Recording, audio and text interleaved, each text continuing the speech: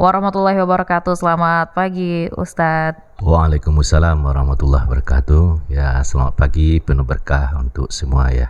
Iya, kabar baik Ustadz di pagi hari ini? Alhamdulillah baik. Alhamdulillah. Oke. Ini tema kita untuk hari ini terkait dengan cara mudah mengkafani jenazah menurut sunnah. Benar ya Ustadz? Iya. Oke. Untuk Anda pendengar nanti langsung saja dapat bergabung baik melalui line telepon, WhatsApp atau juga di aplikasi RRI Digital. Mengawali perjumpaan kita di pagi hari ini, kita langsung dengarkan saja pemaparan dari Ustadz Firdaus terkait dengan tema kita, cara mudah mengkafani jenazah menurut sunnah. Silakan Ustadz. Baik, terima kasih Rani Zue. Assalamualaikum warahmatullahi wabarakatuh. Alhamdulillahirabbil alamin. Asyhadu an la ilaha illallah wa asyhadu anna Muhammadar Rasulullah. Allahumma shalli ala Muhammad wa ala ali Muhammad.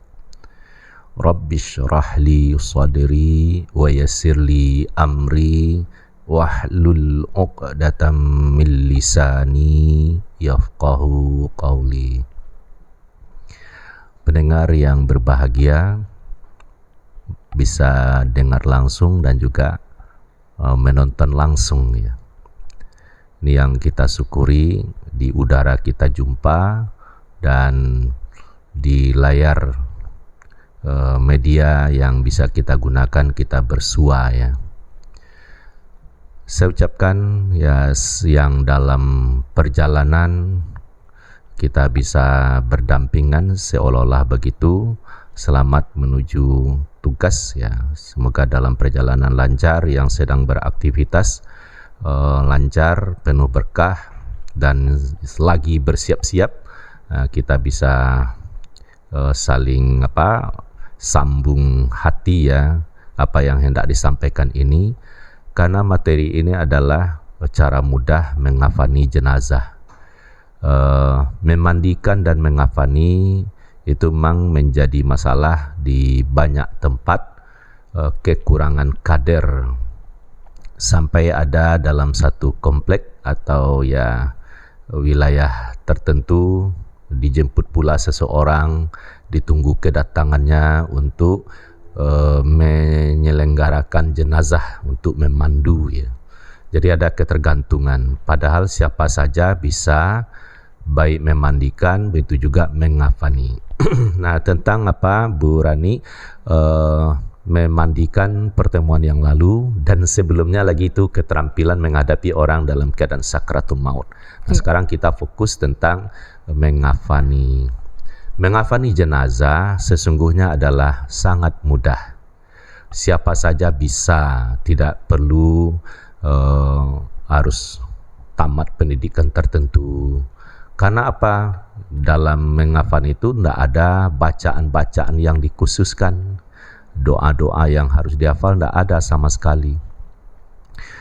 Terus yang dibaca apa? Ya cukup melafazkan Bismillahirrahmanirrahim, hendak memulai bekerja, supaya pekerjaan itu diberkahi. Berkah artinya banyak manfaat. Jadi sesuatu pekerjaan dimulai dengan Bismillahirrahmanirrahim, diberkahi, kalau tidak terputus berkahnya. Jadi selalu diawali dengan basmalah atau Bismillahirrahmanirrahim, supaya mendapat bimbingan, dapat pahala, dan tentunya penuh berkah.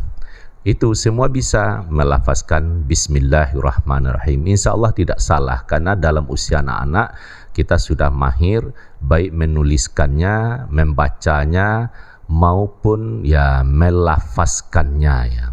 Nah, itu ini ucapan yang sangat populer. Itu. Terus niatnya bagaimana? Niat di dalam hati, sengaja bekerja atau mengkafani jenazah atau menyiapkan peralatannya hanya semata-mata karena Allah. Itu suara hati. Hati ini dihadirkan kepada Allah bahwa kita bekerja mewakili orang banyak, karena ini kan fardu kifayah. Mengkafani itu kan dibatasi orangnya, seperti pelajaran sebelumnya itu memandikan juga dibatasi orangnya. Lalu yang banyak hadir di tempat rumah duka, kematian, ngapain saja dia? Ya duduk-duduk saja, duduk, boleh ngobrol seadanya yang baik-baik, jaga suasana. Nanti walaupun suasana hati gembira, jangan pula diperlihatkan benar lalu ngomong ke sana kemari dalam hal-hal yang tidak ada nyambung dalam suasana, itu dihindari, sehingga rasa di rumah berduka itu sama-sama ada sedihnya, sehingga kehadiran orang yang melayat itu mengurangi rasa sedih yang sedang ditimpa musibah.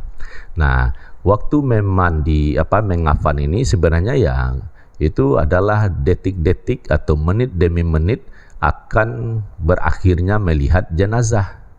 Kalau tadinya sebelum dimandikan masih bisa dilihat, waktu dimandikan bisa beberapa setengah jam lebih kurang ya. Terus mau dikafani, kalau sudah dikafani tidak bisa lagi dilihat, yang ada bisa kain kafan yang membungkus itu saja. Nah, sekarang dari mana memulai? Pertama disiapkan kainnya berwarna putih, karena Rasulullah dikafani dengan kain putih, dasarnya katun buatan Yaman. Yang penting kainnya putih. Sudah itu diukur dari kepala sampai kaki, lalu dilebihkan. Cara melebihkannya ya bisa 10 cm ke atas, 10 cm ke bawah. Jadi adalah lebihnya 20 cm untuk bisa mengikat ya, mengikat atas bawah. Terus diupayakan kain kafan yang lebarnya cukup. Apalagi kalau badan ukuran sedang, apalagi subur, bagus tuh yang lebarnya memadai. Jumlah lapisnya berapa? 3 untuk laki-laki. Sedangkan untuk perempuan sebenarnya 3 itu juga sudah cukup. Tidak terlalu tebal, tidak pula terlalu tipis. Tapi lebih banyak diamalkan untuk perempuan itu 5. Ada pula kerudungnya, ada pula baju kurungnya, ada pula kain sarungnya. Nah, itu dibuatkan. Setelah itu dua pembalut. Sebenarnya 3 lapis juga. Berarti satu setel pertama itu ibarat pakaian, ada kerudung, ada baju, ada kain sarung. Sudah itu 2 pembalut. Sebenarnya 3. Jadi kalau saya lebih menyarankan, lebih praktis, itu langsung saja rangkap 3 sebagaimana Rasulullah rangkap 3. Itu kalau ada yang lebih mudah, mengapa pula yang agak rumit dikerjakan. Dan pemahaman 5 helai untuk perempuan, ada pakai kerudung, baju kurung dan kain sarung, itu hadisnya dinilai majhul. Majhul itu di antara sanadnya tidak dikenal, jadi tidak termasuk yang sahih itu ya. Nah, tapi di Indonesia itu banyak diamalkan. Nah, dasarnya ada dan tidak ada pula dipermasalahkan. Nah, cuman begini, tidak semua orang yang terampil mengguntingnya itu membuatkan kerudungnya, maka cukuplah bagaimana cara mengafani laki-laki, begitu pula perempuan ya. Terus tidak semua pinggir kain kafan itu disobek. Orang kan dia sobek semua pinggirannya itu, jangan. Dulu mengapa orang sobek? Untuk mendapatkan tali. Jadi putih pembalutnya, putih pula pengikatnya, dasarnya kain itu juga. Jadi sinkron lah ya. Tidak perlu mencari tali ke warung atau toko tertentu, itu saja disobek, sudah aman. Nah, sekarang peradaban yang sudah lama, saya menawarkan, alhamdulillah itu sudah ada tempat yang mengamalkan. Itu kan ada Bu Rani, tali pita putih ya, tali pita putih ada yang 1 jari atau 2 jari lebarnya. Itu saja diambil, itu dipotong, estetikanya lebih terjaga. Jadi tidak perlu merobek-robek pinggiran kain kafan itu. Jadi biar saja pinggir demi pinggirnya itu rapi ya, sehingga nanti waktu mengafani itu lebih asik, lebih elegan ya. Nah, jadi tidak mesti disobek. Jadi saya menyarankan inventaris di kongsi kematian, sediakan pula tali pita agak berapa gulung ya, berapa roll itu istilahnya. Jadi tidak perlu siapa yang menyobek kain kafan, itu yang terkenal. Sebenarnya tidak mesti disobek. Kalau sudah ada tali, jadi tali pita itu ada yang berwarna putih. Nah, itu aja dijadikan sebagai tali.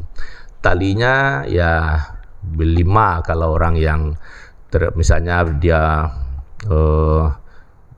usia balita misalnya kan masih pendek.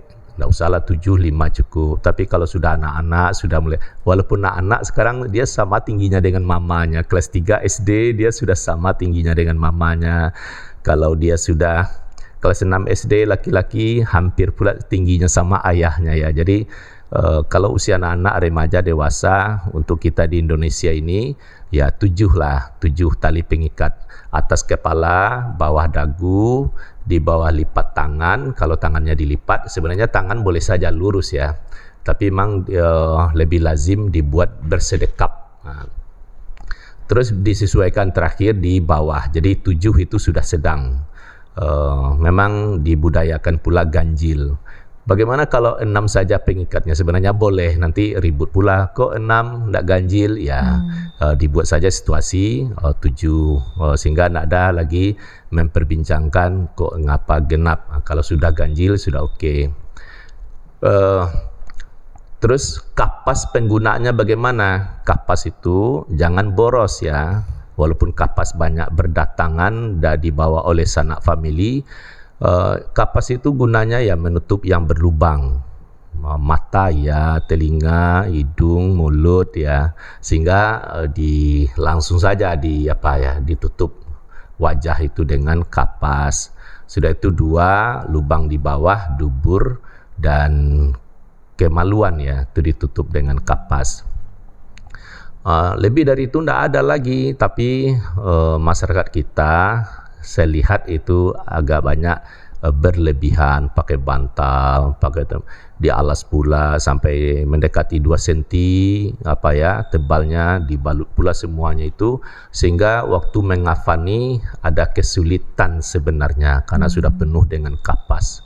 Hati-hati kalau berlebihan, larinya kepada mubazir. Jadi gunakanlah kapas itu sepatutnya. Dan di tengah masyarakat karena banyak yang membawa kapas, adalah hendaknya juru bicara ya, sanak saudara kami yang telah bawa kapas, alhamdulillah kapasnya banyak, tapi izinkan kami memakai secukupnya. Nanti kalau dipakai semua larinya mubazir, kita takut berdosa. Karena mubazir itu kan disebut juga saudaranya setan. Tentu tidak boleh kita kata-kata setan dalam suasana berduka itu, tapi cukup diarifi. Sebab kalau tidak dipakai kapas yang dibawa utuh dari tadinya, tidak ada disenggol, nanti jangan pula dia tersinggung, kapasnya tidak dipakai itu. Tapi harus ada juru bicara. Nah, jadi mengafan itu, persiapan kain kafan tidak mesti sebelum mandi. Boleh saja orang sedang memandikan, yang lain bersiap-siap. Kita di Indonesia paling tidak pengalaman di Padang ya, ada di kampung itu sebelum dimandikan sudah ada pula dulu disiapkan kain kafannya dengan segala sesuatunya. Cara kerjanya sampai-sampai setengah jam atau lebih itu. Sebenarnya tidak sesulit itu. Yang penting mayat ini bisa dibungkus dengan elok, aman sampai masuk kuburan itu. Jadi sepraktis itu mengafani. Nah, cara mengafani itu antara ranah Minang, mungkin Jawa, bisa saja di Medan, di Bengkulu atau di Sulawesi bisa saja ada titik-titik beda. Misalnya kalau di Padang itu pakai gulung, digulung ya, malah gulungnya berlawan arah. Tapi ada juga tempat lain tidak ada pakai gulungannya, seperti bungkus lapek. Lapek dia begitu, lalu dia pula begini, rapi juga, lalu diikat. Jadi intinya adalah bagaimana mayat itu bisa terbungkus, tertutup seluruh auratnya. Jadi caranya itu bagaimana yang sudah lazim ya lanjutlah, tapi ada yang lebih dipraktiskan. Misalnya saya melihat dalam pelatihan yang saya lakukan, kalau menggulung pertemuan kain kafan itu di Padang biasanya sering berlawan arah.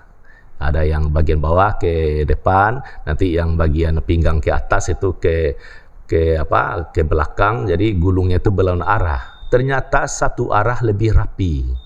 Jadi ya lebih rapi. Boleh seperti itu, tidak pula menyalahi. Jadi di sini kita menawarkan kapas jangan terlalu banyak. Sudah itu